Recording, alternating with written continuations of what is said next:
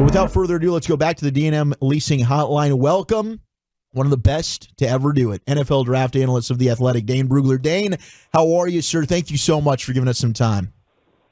Of course, guys. How are you? Man, we're excited. We're eager. We're ready. We're chomping at the bit for this draft. What were some of your takeaways from the combine at Indy? Any guys stand out to you in a good or a negative way? Guys ran fast, that's for sure. It's always interesting when you get into the stadium and see these guys on the field, and it's great seeing them go one after the other because for comparison purposes. So you can see an offensive lineman go back to back and really tell a stark difference. Who are the athletes? Who maybe don't have that movement skills? Obviously, what Xavier Worthy did, it was fun that day. Was that Saturday night when all the fans were in the stadium? So there's a lot of electricity, and to see him break the record was awesome. And so now the question is, how high does Xavier Worthy go? And I throw Adonai Mitchell in there too, the other Texas receiver. Which Longhorns receivers drafted first?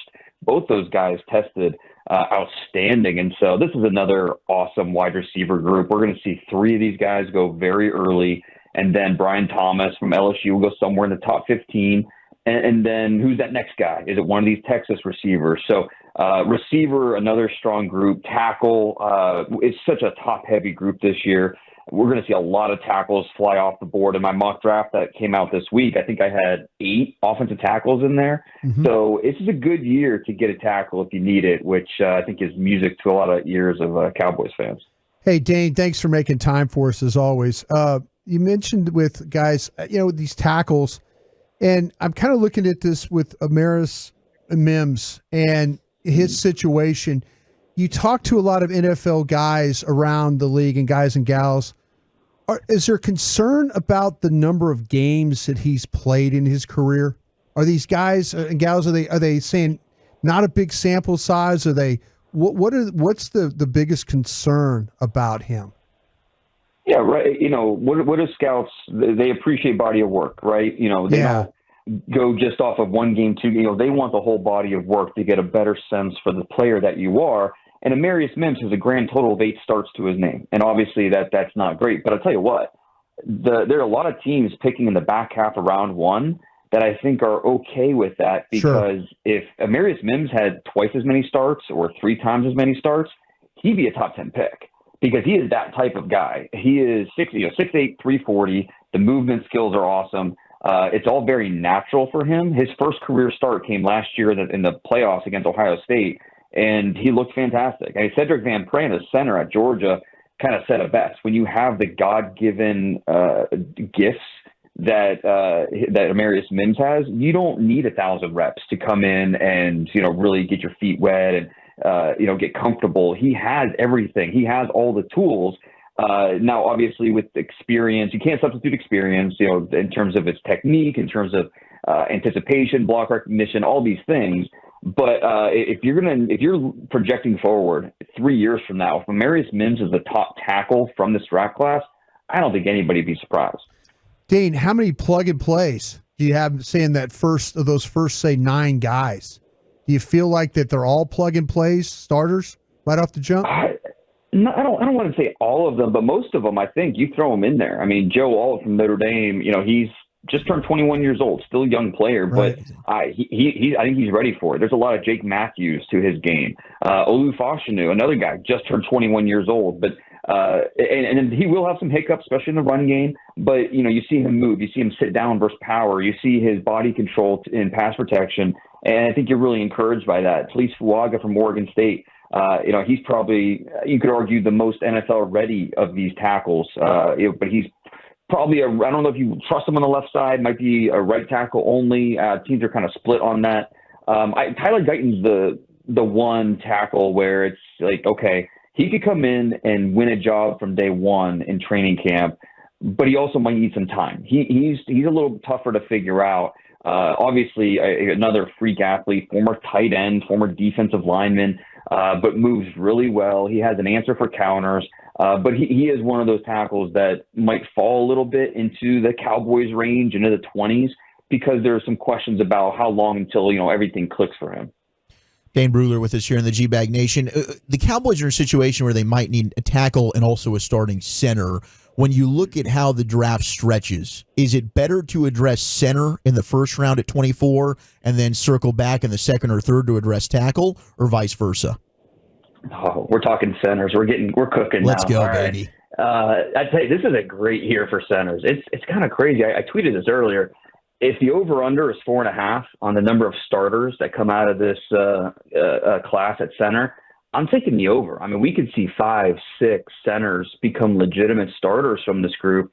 And as much as I love, Jackson Powers Johnson from Oregon and Graham Barton from Duke, these guys are first-round picks. And if that's who the Cowboys drafted at 24 overall, I think that'd be an awesome pick. But I do think in terms of maximizing value, you're probably going to go tackle or a different position there at 24 because you feel great about the centers that'll be available for you rounds 2, rounds 3, rounds 4. A guy like Tanner Bortolini from Wisconsin, we saw what he did at the Combine. He was one of the best athletes, period, that I saw in Indianapolis. Hunter Norzad from Penn State is a guy that reminds me a lot of Tyler Biotish. There's nothing spectacular about the way he moves or his play strength, but he gets the job done because he's smart. He's technically sound. He's just very well schooled in how to play the position. Cedric Van Pran, I mentioned from Georgia. He's another guy that's maybe not going to test all that great when he finally does the pro day, but is an outstanding leader, one of the best captains and leaders that we have in this class. And there's a lot to like about just his floor as an NFL player. Bo Limmer from Arkansas as well. So it's a really deep group of centers that if you don't get your guy at 24 or in the first round, you feel comfortable waiting until rounds 3 or 4 and getting a center that can come in and compete for snaps. How do you feel about these linebackers, Dane? I know that Zach and I really do love the Wilson kid from North Carolina State. He's been clean on the health for the last 2 years. I kind of feel like that maybe we're going to hear something more medically on him. I don't know if you have yourself, but how do you rank those linebackers as far as potentials if the Cowboys were looking at, say, a guy at 56? Yeah, it's going to be interesting with Wilson because double-digit surgeries, that's just it's tough to come back from that. And you love the speed that he plays with. You're absolutely right about him holding up the last 2 years. He was a unanimous All-American this past year. And what you love about him is it's not just tackles. It's tackles for loss. It's sacks. It's passes defended. He had 3 interceptions this year. One of them he returned for a touchdown. So it's not just a guy that fills the stat sheet with some open field tackles. He makes plays all over the field. It's just a matter. It's just a risky proposition. And, it's one of those things where it's up to the doctor. If the doctor says yes, great. If he thumbs down, it's not even a discussion about it. So I do think Tommy Eichenberg from Ohio State has been kind of out of sight, out of mind. Just because he was hurt, banged up, so he couldn't play in the Senior Bowl. He worked out at the Combine. I tell you, he looked really good. And he is, talk about a guy that's locked in and wired the right way. He is all football all the time, and all he cares about is winning. I mean, talking to him at the Combine, he was still just mad about the Michigan game, still. And we're talking 2-3 months later, and he's still upset about it. This is a guy that will come in and give you everything he has. So second round, and probably more third round for Eichenberg, I think that'd be a guy the Cowboys would be interested in. Would him or Colston, which one to the Michigan linebacker, which one do you like better? Do you like Colston better? Yeah, I think Michigan's getting the win again here with those two. But, hey, look, he's got a little more upside, right? He's a true junior. Sure. Great backstory, too. Came from Haiti. Came here in the United States. He was 9 years old. Didn't know a lick of English.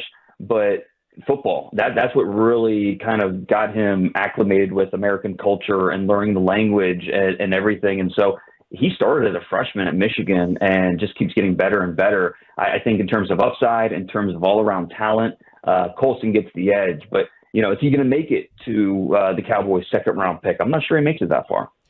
I'm curious your thoughts on the quarterbacks, because right now we're starting to get a lot of different buzz and rumors and smoke screens. Caleb Williams and not wanting to work out and do the medicals. Jaden Daniels, is he the number 2 guy? Drake May, maybe people are souring on him. People are really loving J.J. McCarthy. What's your take on kind of some of the buzz that's going around with the quarterbacks? I think the first thing that people need to remember is that just there's no consensus board that everybody's working off of. Each one of these teams is going to have their own individual rankings. When these guys sit down with teams in interviews, those interviews will probably go differently from team to team based on what they're asked, based off of, maybe the player wasn't in a great mood that day, and so his answers are a little bit different. I mean, who knows? So these interviews are so key to a team ultimately making a decision whether or not to draft a quarterback, especially early in the top 10. So Caleb Williams is going to be the number one overall pick. It's just a matter of making sure, okay, is it going to be the Bears? I'd say right now, 95% sure it's going to be the Bears at number one. Leaving the door open just a little bit. You never know. There's rumors in Indianapolis that maybe Washington would make a play. And if the Bears have a similar grade on Caleb as they do Jaden or Drake May, maybe they would, take a haul of picks, trade back one spot, take the other quarterback.